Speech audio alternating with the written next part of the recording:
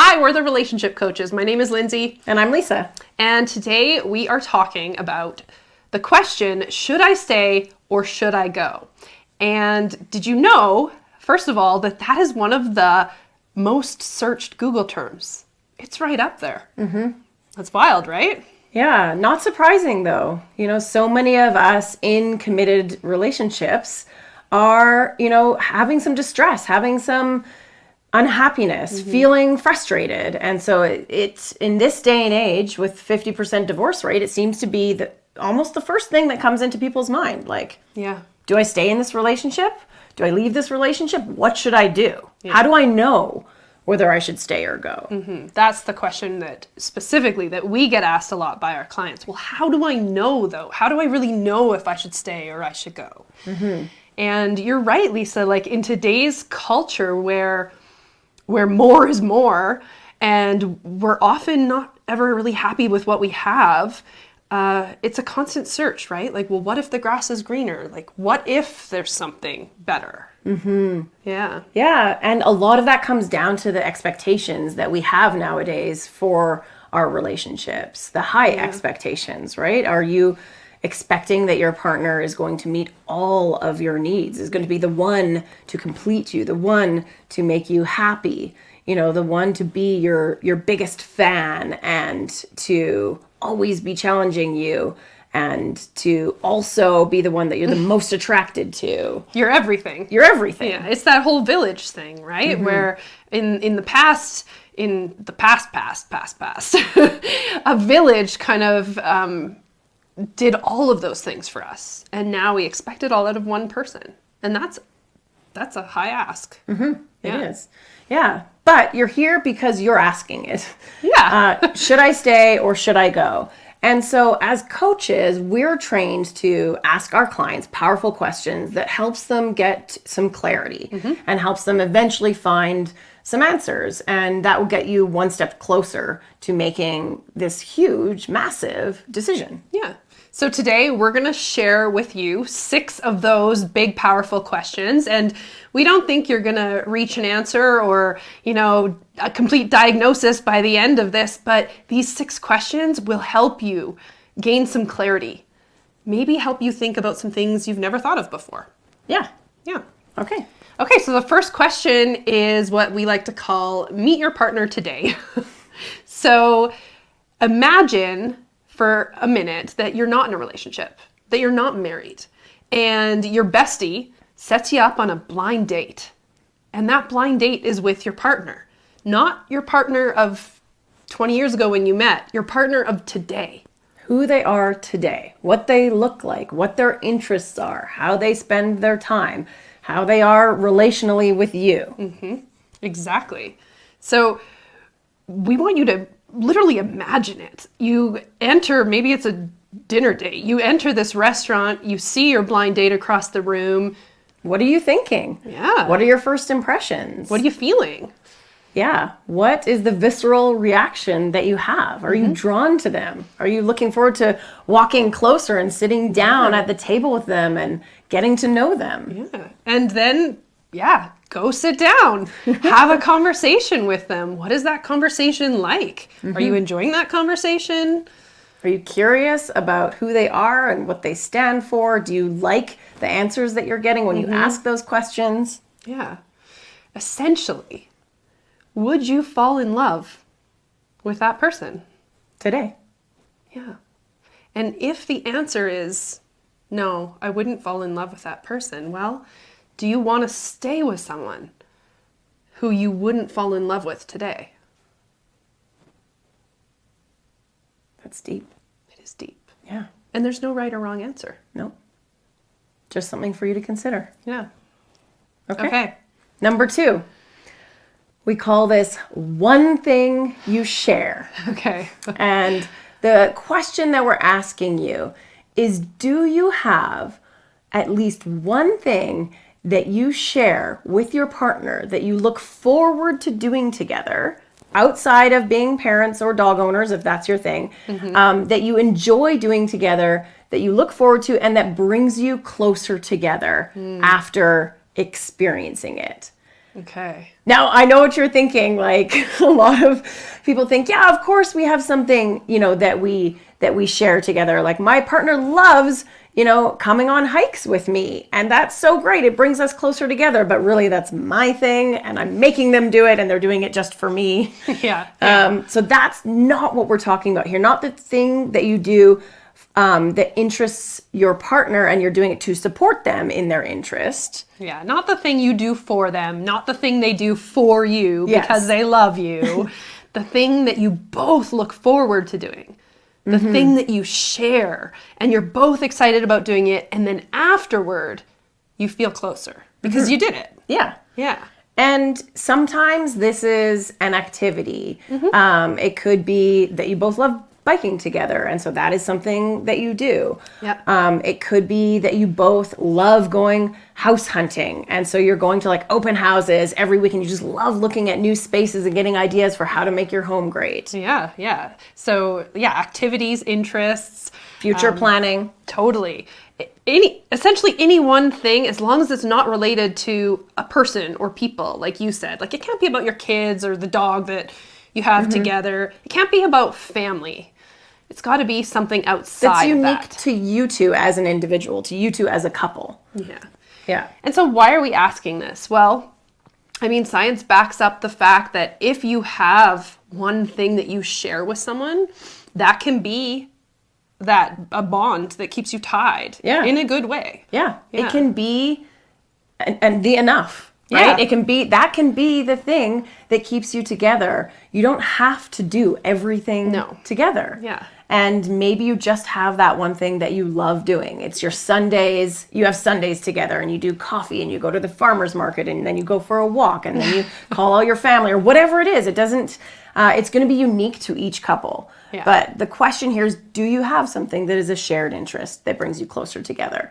And I wanted Lynn's, because as we're talking about this, I was thinking about something that Trev does for Lynn's. Yeah, totally. You know what I'm thinking of, Oh, right? I totally do. Yeah. So Yeah. I love going to the theater. I love going to the theater. I love the arts. And so I buy us seasons tickets every year.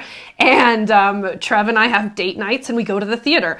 And that's not the one thing, because half the time Trev falls asleep at said theater and the other half he's just like, oh, I don't know if I want to go tonight, but he'll always go. He'll go for me because I love it and I want him to come with me, but that's not a shared interest. Right. Yeah. So we do have many shared interests, or that one shared thing. We have a few of them. One of the things that we do together is ski. And so every Sunday is a ski day during the winter months. And we both look forward to it, and it does bring us closer together. We enjoy it, so that's one of our things. What are one of your things? Yeah, in my relationship, we love a lot of things that I would say we share, like having big conversations. So we have like our monthly date night questions that we love answering together, and we also love doing activities together. So whether it's biking or going just for dog walks. Planning. Oh, we just joined a pickleball league. We're both enjoying that. So yeah, having physical activities that we both love to do together. Yeah, you guys are unique in that way, because I don't even think you could name a physical activity that you both wouldn't look forward to. Yeah, but that's pretty unique. Yeah. So what's yours? Do you have that one shared interest that you look forward to and that brings you closer together? Okay.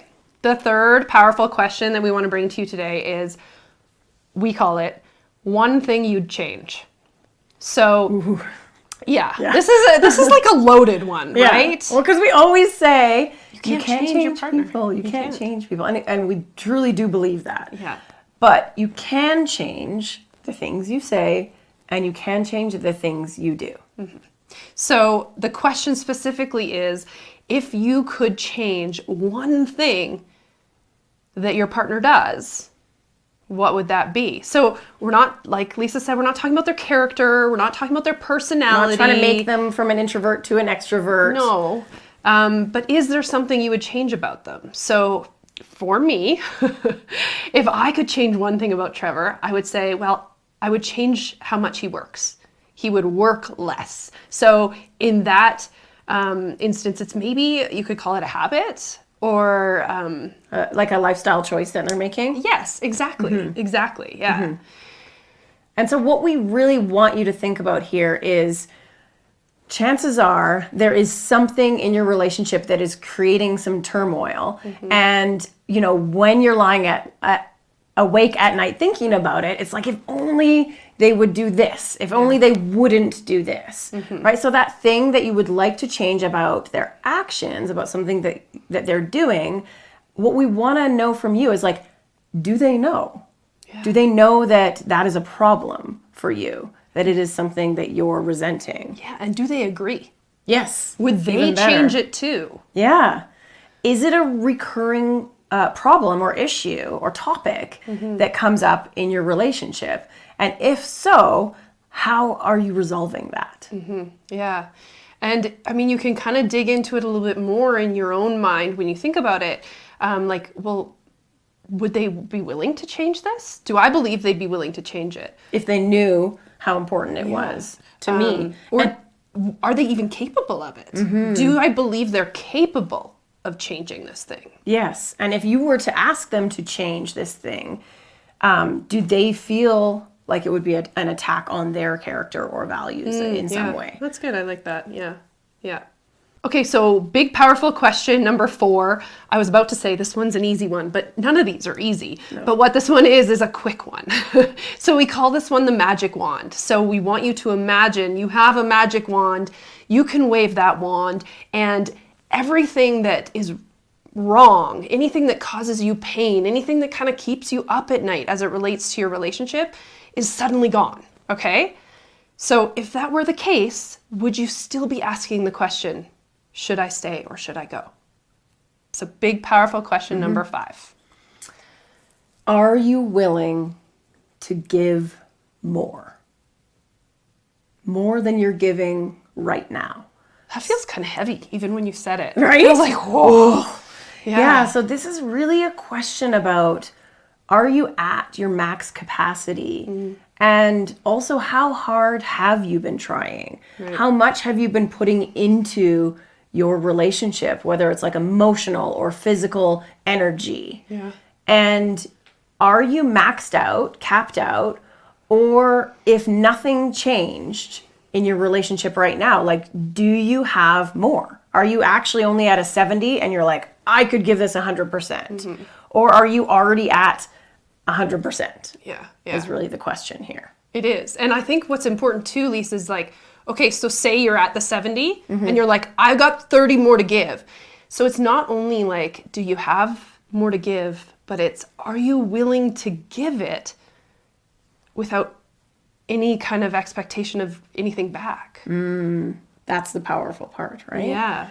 Because so often what we get to when we're at 70 is we say, well, I'd be willing to do more if you're willing to do this. Right. Like it's a negotiation. It's a tit for tat. Yes. Yeah. And a lot of that time, a lot of the time it's about those entrenched issues or perpetual problems that you've been fighting about for a long time, right? Yeah. So I'll, tidy up more around the house or be cleaner around the house or do more if you're willing to initiate sex more. Yeah, that's not what we're talking about. Yeah, so it's not a tit for tat or a keeping score. It's really asking yourself, like, at what capacity are you at, and are you willing to give more without expecting anything in return? Yeah. So that's a big question. Yeah. Okay, and our 6th and final powerful question for you to think about today is your relationship meeting your sexual needs? So here's what we mean by that. Are your needs and desires a match for your partner's? Or is there a mismatch there? And it can be a mismatch of desire. So it could be a mismatch of like, I want more than they do. It could also be a mismatch in like the type of sex or physical touch or intimacy. So maybe I prefer this and they prefer that.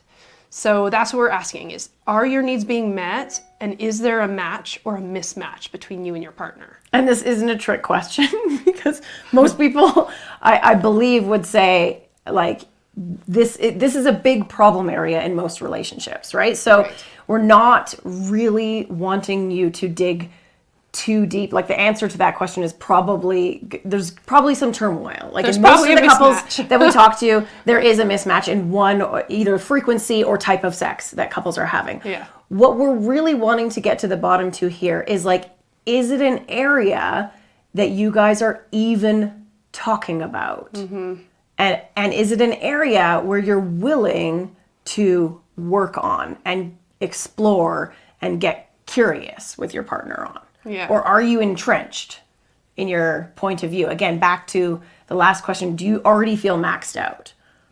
Yeah.